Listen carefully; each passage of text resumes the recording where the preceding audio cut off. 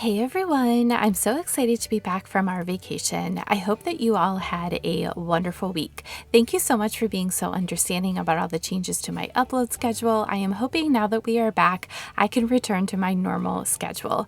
We have so much to do in today's video. I have a fresh cut flower bouquet to share with you, a ton of DIY projects, a small thrift haul, and some easy styling ideas. Let's go ahead and get started.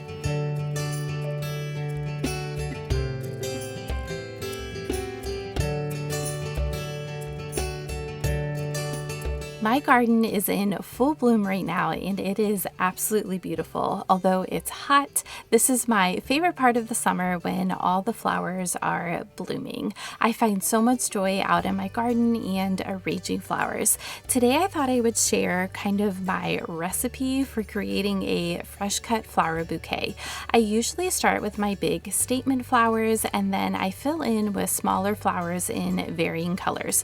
I love to use basil and dill as my fillers in my bouquet. They smell amazing and they add a different texture and color to the bouquet. I just let both of those go to flower in my garden. We are going to be coming back to this bouquet here in just a bit, but I wanted to head out to the thrift store next. And of course, the first thing I always do is consult my thrifting list, so I kind of know in the back of my mind what I am looking for when I am at the thrift store. I'm just going to highlight a couple pieces that I found while I was thrifting. I did see these really pretty pewter pieces. I am not one that really likes silver. I actually prefer copper, but I thought that these were really pretty and not a bad price.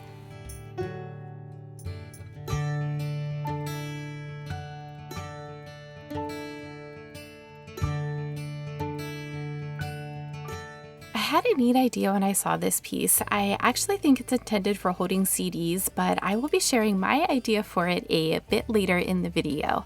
When I am out thrifting, I always like to look at the glass vases. I love to use these to make my own cloches, and I will link a video here for you where I show my process for doing that.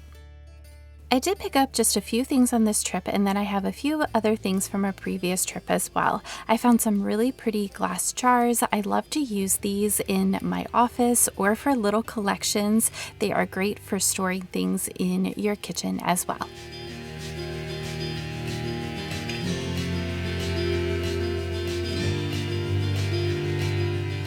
When I thrift, I always have the different seasons and holidays in the back of my mind. I thought this plate with the pears would be so lovely for fall and then again in the spring. I couldn't pass up these floral print Homer Laughlin bowls. I love to use little bowls like this to put my candles in. I think they look so elegant and cozy. So here is that rack, and like I said, I think that the intended use for this is for CDs, but I thought that it would be perfect for displaying little plates in my kitchen. You'll have to stop back by next week to see how this little project comes together.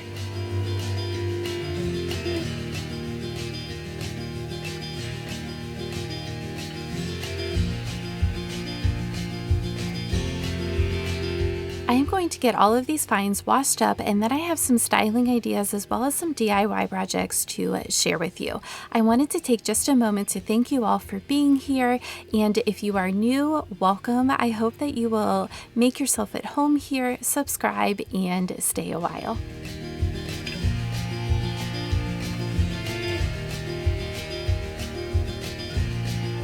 I spend a lot of time in my kitchen. It's one of my favorite places to decorate and create that cozy feeling. I'm bringing in the fresh bouquet that we made, and I did swap out the pitcher for a glass vase because I wanted to be able to monitor when the water needed changed. Next, I have my collection of flower frogs. I am adding those to an ironstone bowl. I also have these sweet little cards that I made myself. I saw these at a market and they were $6 a card, and I knew that I could recreate them at home. I will be sharing the process with you here in just a moment.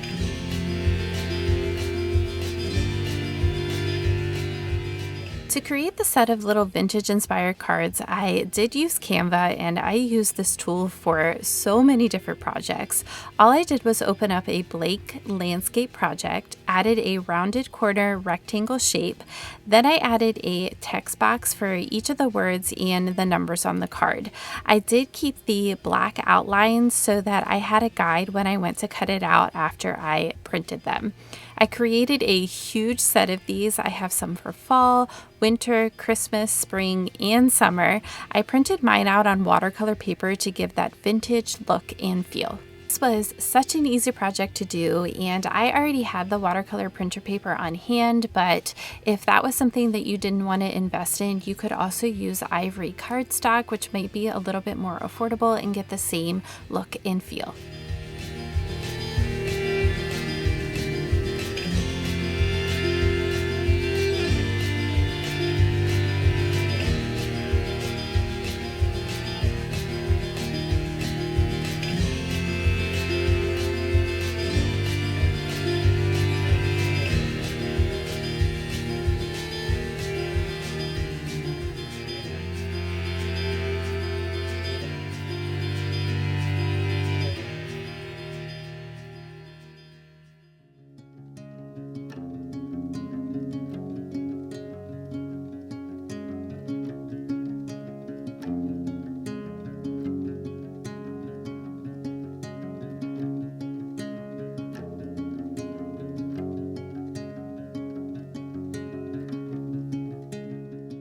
I wanted to share another idea I had for the kitchen table. I took the platter and layered it inside of my favorite basket tray and then changed out the candles for my cake stand. Just another idea for styling the table. Let me know in the comments which one is your favorite. For the next DIY, I had this wreath that I thrifted a long time ago, and I just wasn't sure what I wanted to do with it. A friend of mine has a beautiful garden and she dries all of her flowers. She recently gave me a ton of them, and I knew that they would be perfect for the wreath. The first thing I did was remove the vines that were tightly wrapped around the wreath. I wanted to be able to gently pull the vines apart a little bit. Because I am working with dried florals, I needed the wreath to have a bit more give to it. You do want to do this very gently. You don't want the wreath to come apart completely. I then went back in with some floral wire and kind of reattached it to the vines to hold the new shape that I gave to the wreath. Now I'm going to create tiny little bouquets with the dried flowers. I cut mine down some and just gathered a bunch of different flowers together. I then used floral wire to secure the bundles. You want a small gauge floral wire or you won't be able to tighten it enough to hold the bundles together. I used 26 gauge floral wire. Once you have all your floral bundles created, you are going to layer the bundles into the vines of the wreath. You can tuck them into the vines, or you can use floral wire to secure them as needed. Wreath making is a layering process, so just keep filling in until you get the look that you want. I opted for an asymmetrical look for this one because I really love this look, but you also don't need as much material for the wreath.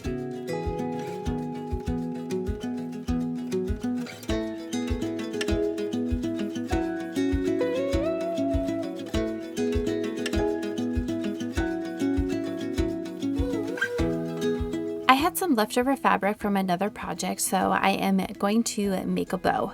You can use whatever you want here as far as pattern, color, or you could also use ribbon instead of fabric.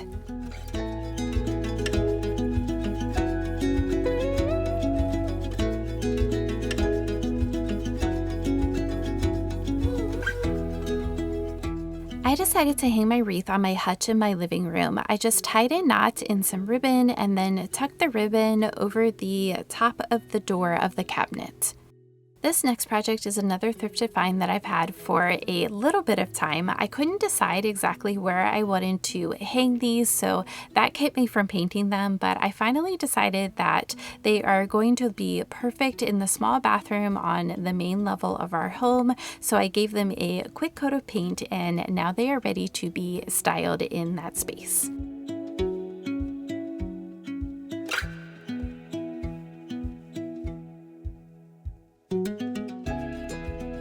I I painted this bowl with some chalk paint in the color Milk Jug before we left for a vacation, and now I'm just finishing up the project using some dark wax. I love this product. It is very easy to work with and it just gives the piece an aged look.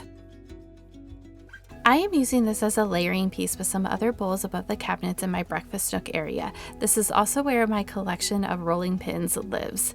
You could use this on your coffee table or an entryway table. It would look so pretty styled with pumpkins in the fall or ornaments at Christmas time.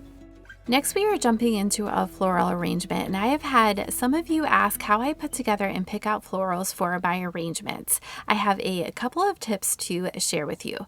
First, you want to think about a greenery base, something with some movement to it. Then, similar to the fresh cut flower bouquet that we made, you want a statement flower, a smaller flower, and then some fillers with texture. I start with my greenery base first and then add in the statement florals. I am using the white hydrangeas as my statement florals. For my smaller filler flowers, I chose these white cosmos, so I am filling those in between the statement flowers and mixing them in with the greenery base. I tend to use odd numbers in my arrangements, but always fall back on what looks right to your eye. You just want the arrangement to feel balanced. I am finishing the arrangement by weaving in the raspberry and blackberry stems throughout the arrangement. Also, make sure you take the time to fan out and bend your floral stems. This helps to give them more of a natural look and movement in the arrangement.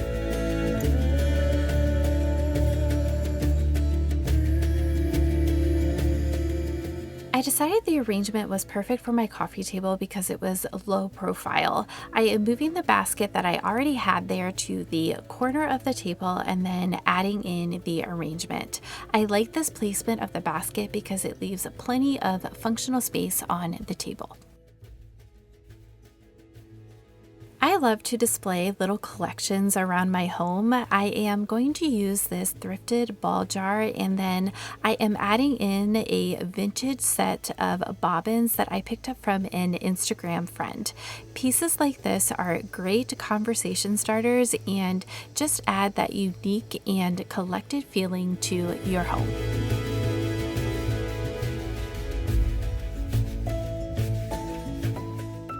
Now, I love ribbon and bows, but I know that is not everybody's thing, so you can certainly recreate anything that you see in the stylings that I'm sharing today without any of the ribbons or bows. On the other side of the coffee table, I styled an open book, and I'm adding a stack of vintage-inspired books that I DIY'd myself, along with another one of the little carts.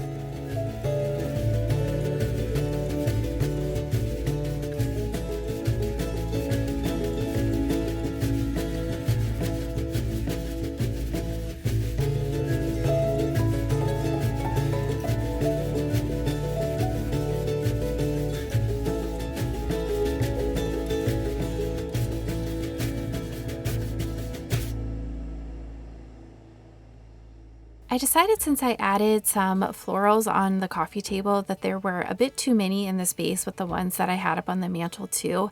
I thought that we would create a new mantle styling together. My home leans into cottage-style decorating. I love that warm, cozy, lived-in feeling of this style. I also love how it highlights and embraces the imperfections of life and keeping a home. When I decorate, I like to use and reuse items in my home as much as possible. I had a bunch of these ball jars in my cabinet, so I pulled them out and decided to use them on the mantle. I added in 2 of the new thrifted ones as well. I filled the jars with some of the dried florals that I used on the wreath to help everything feel cohesive. I am still very much soaking up summer here in my home. I already had blue and white in here, so I decided that I was just going to stick with that, and I added some ribbon to the jars.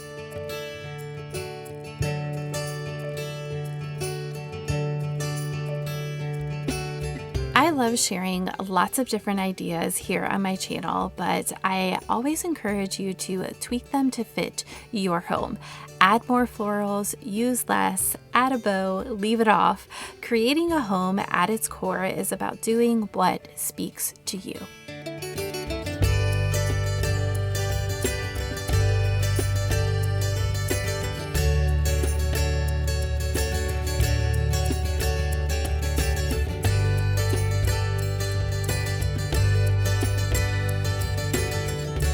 In this week's Cozy Chats, I thought I would share just a little bit about our trip to Tennessee. We stayed in a cabin up in the Smoky Mountains, which was really beautiful and peaceful. We also visited the Great Smoky Mountains National Park, as well as Anakeesta, which was beautiful, but it was so hot up there. Overall, we had a really nice time away. I would love to hear about some of your favorite spots to vacation in the comments. In next week's video, we will enjoy the summer season and the joy of summer homemaking. I'll be sharing a favorite summer recipe and some ideas to refresh your home for late summer. As always, I hope that you got some inspiration for your home from this video. If you love thrifting, easy DIY projects, and affordable decorating tips, I hope that you will subscribe and join me here every Wednesday. Thank you all for being here, and I will see you next week.